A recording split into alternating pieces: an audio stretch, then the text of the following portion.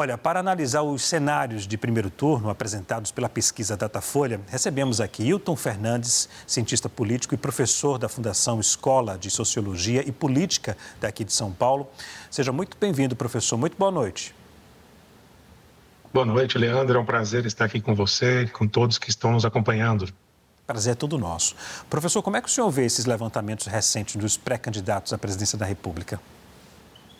Então, o levantamento que foi divulgado hoje do Datafolha não mudou muito o cenário que nós já esperávamos, né? Que foi depois do evento da divulgação dos áudios das falas do Vorcaro com o Flávio Bolsonaro. O Datafolha fez duas pesquisas em maio. Uma antes dessa divulgação e uma logo na sequência, na semana seguinte, justamente porque é o tipo de cenário que muda, né? É uma situação que muda a disposição dos eleitores. E agora, em junho, não mudou muito, né? Praticamente se estabilizou. Não houve também nenhum outro grande cenário para mudar a intenção do eleitor. Mas tem duas coisas interessantes. Uma delas é o candidato Lula, né, que é candidato à reeleição. Ele, na espontânea, ele continuou crescendo, ele cresce um pouquinho, 2 pontos a cada mês, e agora chegou num valor mais alto na espontânea. A espontânea, geralmente, a gente não dá muita atenção neste momento, mas como os candidatos são muito conhecidos, vale a pena olhar.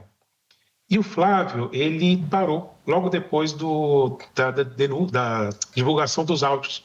Ele vinha crescendo constantemente desde janeiro, e aí depois dos áudios ele parou. Houve ali, então, provavelmente, né, a gente tem que avaliar melhor a pesquisa, mas uma desconfiança do eleitor, né, em relação ao Flávio Bolsonaro. Vale destacar também que esse levantamento ainda não refletiu, né, o que aconteceu com o líder do governo do presidente Lula, o Jacques Wagner, no Senado, a operação da Polícia Federal, agora nessa semana agora, lá em Brasília. Agora, professor, embora haja críticas e divergências publicamente, o senhor acredita que essa quantidade de candidatos de direita pode prejudicar a candidatura da esquerda? Pode durante a campanha. Existe uma estratégia que é comum em campanhas eleitorais de ter alguns candidatos que estão ali apenas para servir ou de apoio a um outro candidato ou para atacar um outro candidato. A gente viu isso na última eleição, teve aquele candidato que falava que era padre, né? Ele estava ali para atacar um candidato e proteger o outro, né? Era uma situação que acontece bastante, principalmente em campanhas para prefeituras, né? E a gente está vendo isso acontecer também nas eleições presidenciais. É uma situação ruim para o presidente Lula, porque ele vai ter que enfrentar um monte de pessoas, né, um monte de candidatos, e quem é adversário vai atacar, claro. Né? Se um candidato é o candidato adversário e concorda com o governo, então ele não deveria sair candidato, né? Ele vota no governo. Então, isso pode provocar, sim, mas a tendência é que esses candidatos abandonem, né, diminua a quantidade de candidatos. Agora mesmo nós vimos a notícia do Kim Kataguiri, que desistiu da candidatura a governo de São Paulo. Isso tende a acontecer também com alguns nomes que apareceram na pesquisa do Datafolha. Professor, vou chamar aqui a nossa Marcela Matos, que também participa da nossa conversa. Marcela, por favor. Boa noite, professor. Muito obrigada, viu, pela entrevista. Eu gostaria de uma análise do senhor sobre o que mudou neste último mês, porque parece que houve uma estagnação geral, né, principalmente no primeiro turno. Tanto o Lula quanto o Flávio Bolsonaro mantiveram o mesmo patamar e os outros candidatos também. Romeu Zema, Ronaldo Caiado, parece que não teve nenhuma outra oscilação. A qual conclusão a gente pode chegar em relação a isso? O eleitor não muda mais de opinião, ou o eleitor não está muito focado, não está acompanhando as eleições, ou essa pré-campanha ainda não está sendo efetiva? Por que não houve essa oscilação nesse último mês? Boa noite, Marcela. Boa pergunta, porque isso acho que é o principal resultado do Datafolha. Não mudou quase nada. Né? Mas o que poderia acontecer para mudar o comportamento do eleitor? Algum fato relevante, como foi o caso da divulgação dos áudios do Vorcaro falando com o Flávio. Agora, como o Leandro bem lembrou, nessa semana aconteceu a denúncia contra o Jacques Wagner, né? Ele também aparece com relação com o Daniel Vorcaro. Só que a pesquisa não pegou, porque a pesquisa já tinha ido para campo, já tinha começado a coletar as perguntas, as respostas antes da denúncia. Não havendo nenhum fato novo que mude muito o comportamento do eleitor, a tendência é que fique mesmo mais estabilizado. Que talvez seja interessante analisar com mais cuidado, e isso o relatório do Datafolha ainda não foi divulgado, né? Geralmente eles fazem as notícias, depois divulgam um relatório, quais foram os perfis que se mantiveram com os candidatos e aqueles que mudaram. É possível que tenha ali uma base muito forte com o Flávio, que mesmo depois da divulgação dos áudios, continue com ele, né? E isso não vai interferir nesse eleitor, porque ele já decidiu votar no Flávio Bolsonaro. Esse tipo de eleitor, que ele é um núcleo duro, né, que a gente costuma dizer, ele é muito firme ali na decisão dele, não importa muito o que aconteça, né? Ele já está fechado com o Flávio Bolsonaro. O que pode acontecer daqui até as eleições é se de repente surgir alguma coisa a mais contra o Flávio ou contra o Lula, a ponto de mexer no comportamento do eleitor. Mas como nós não temos uma terceira candidatura forte, né? Você até comentou dos outros candidatos que praticamente ficam ali esquecidos, é difícil o eleitor sair de um para outro. Então ele não tem muita opção. Aliás, ele tem opção, mas a campanha está tão centrada nos dois, Flávio e Lula, que ele não consegue perceber, né, que pode votar em outro candidato. Professor Hilton Fernandes, eu vou pedir licença para o senhor e mostrar os dados do segundo turno do Datafolha. Daqui a pouco a gente volta a analisar e conversar novamente. Até já. Olha, em uma possível disputa contra Flávio Bolsonaro, Lula tem vantagem de 4 pontos percentuais. O presidente aparece com 47% das intenções de voto, enquanto o senador registra 43%, como você acompanha, portanto, aqui. Aqui também tem um levantamento em relação aqui ao cenário... Não, eu vou seguir o segundo turno aqui. Nesse cenário, 8% dos eleitores afirmaram que votariam branco, nulo ou em nenhum. 1% que não sabe em quem votar, no caso. Agora sim, a gente tem os dados aqui de segundo turno, olha. O presidente Lula, ele aparece com 47% do levantamento, segundo o Datafolha, e o senador Flávio Bolsonaro aparece com 43% das intenções de voto. No mês passado, no caso, para este mês, do mês passado até este mês, Lula e Flávio mantiveram as intenções de voto para segundo turno. O presidente saiu, como a gente vê aqui, de 45%, olha, no mês de abril, foi para 47% no mês de maio e agora se manteve com o mesmo percentual, segundo o levantamento do Datafolha, agora no mês de junho. Já Flávio Bolsonaro, 45% no mês de abril, caiu para 43% agora no mês de maio e manteve o mesmo percentual. Neste cenário de segundo turno, aqueles que não votariam em nenhum dos dois ou não sabem quem vai votar, pelo menos, a gente acompanha aqui, ó, votos brancos e nulos. Em abril, 8%, subiu para 9% no mês de maio e caiu para 8%, manteve o mesmo percentual do mês de abril, segundo o levantamento. Não sabem quem votar.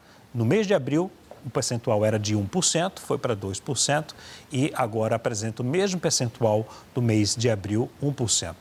O Datafolha também traçou o cenário de segundo turno entre Lula e o ex-governador de Goiás, Ronaldo Caiado.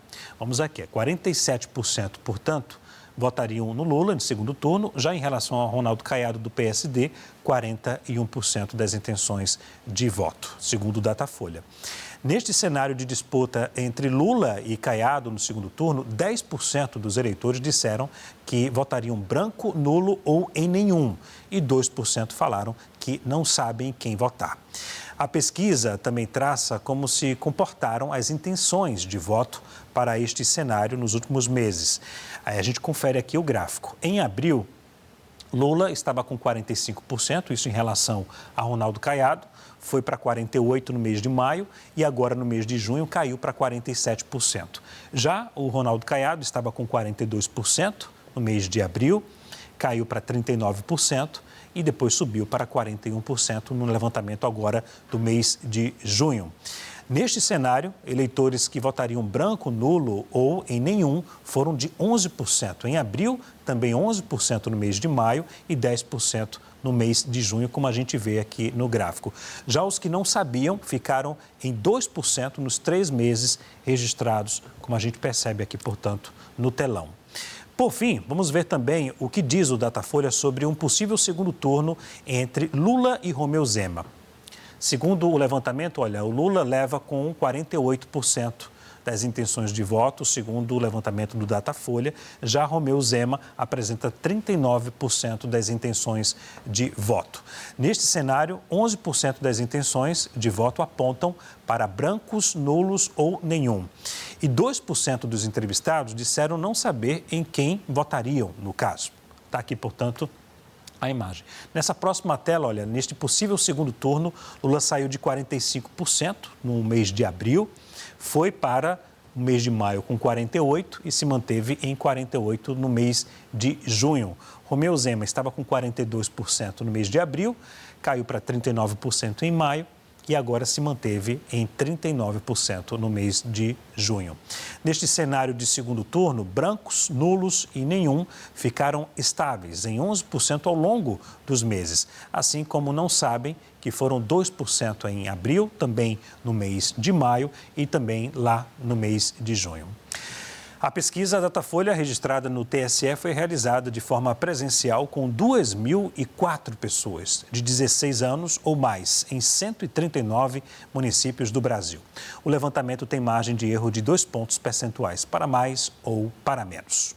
A gente continua com Wilton Fernandes, cientista político e professor da Fundação Escola de Sociologia e Política de São Paulo, que vai analisar os resultados da pesquisa Datafolha para o segundo turno. Professor, esse percentual entre Flávio e Lula preocupa o atual presidente, já que, embora haja ali diferenças na pontuação, é quase um empate técnico, né? Quase.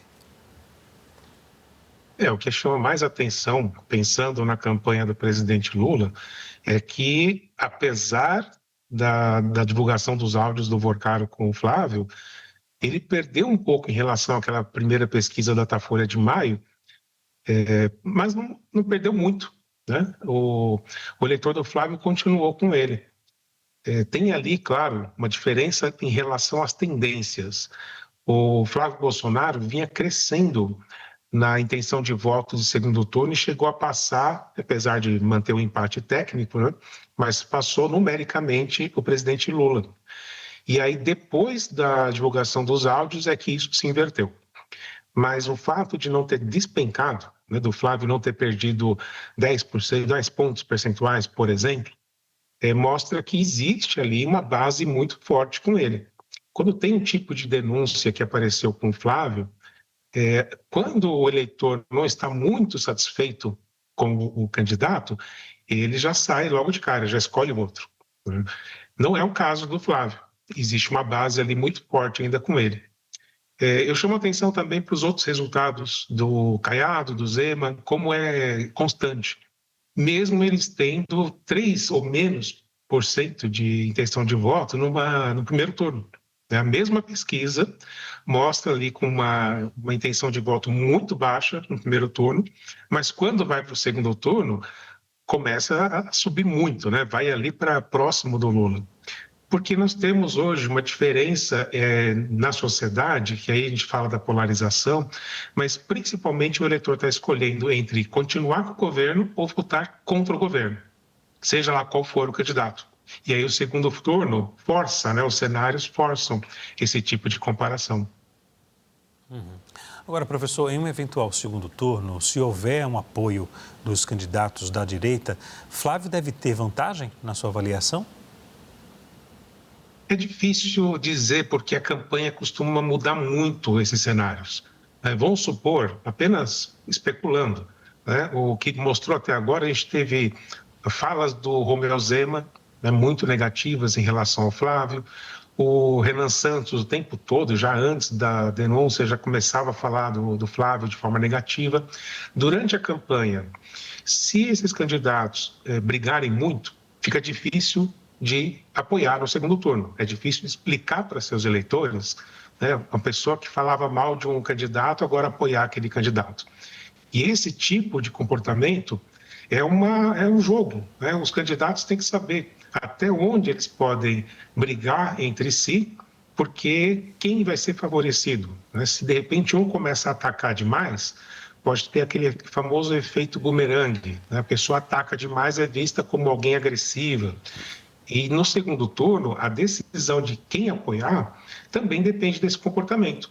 Se acontece uma situação de um confronto entre dois candidatos, dificilmente eles vão ter uma união no segundo turno. O Flávio, claro, vai ter mais apoio no segundo turno do que o Lula, porque não tem outro candidato à esquerda que apoiaria logicamente o Lula, enquanto há vários candidatos à direita que podem apoiar o Flávio. Mas a rejeição do Flávio está muito alta, principalmente depois da divulgação dos áudios. Se ele não melhorar essa rejeição, dificilmente ele consegue, mesmo com o apoio dos candidatos, ele consegue esse voto do eleitor. Professor, vou chamar aqui a nossa Marcela Matos, que também tem uma pergunta a fazer. Marcela? Professor, acho que fica bastante nítido o antes e o depois do caso Master para Flávio Bolsonaro, né? Porque de dezembro até abril ele vinha numa rota crescente e aí depois ele caiu alguns pontos e ficou estagnado. E fica agora então essa expectativa do efeito dessa revelação, dessa operação contra o líder do governo, Jacques Wagner. Claro que não é a mesma situação, né? Uma ali envolve uma conversa com um pré-candidato e outra uma operação contra um aliado do presidente Lula. Agora, o senhor vê algum paralelo? O senhor acha que essa operação tem capacidade de respingar na campanha do presidente Lula e ter esse efeito negativo, exemplo do que aconteceu com Flávio Bolsonaro?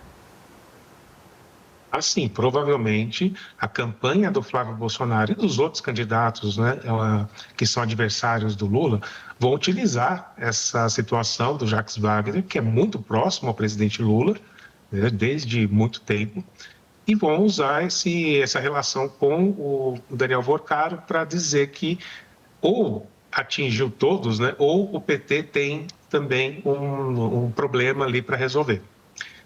Se a gente comparar, existe uma semelhança com o que aconteceu com o Ciro Nogueira. O Ciro Nogueira, muito próximo da família Bolsonaro, né, foi ministro do Jair Bolsonaro e chegou a ser cogitado candidato a vice na chapa do Flávio Bolsonaro. E ele é o que até agora está mais envolvido com Daniel Worcaro, foi o que mais apareceu com relações, seja de receber recursos do Banco Master, seja por fazer proposta que beneficiaria o banco, as viagens que foram divulgadas, né, junto com Daniel Worcaro.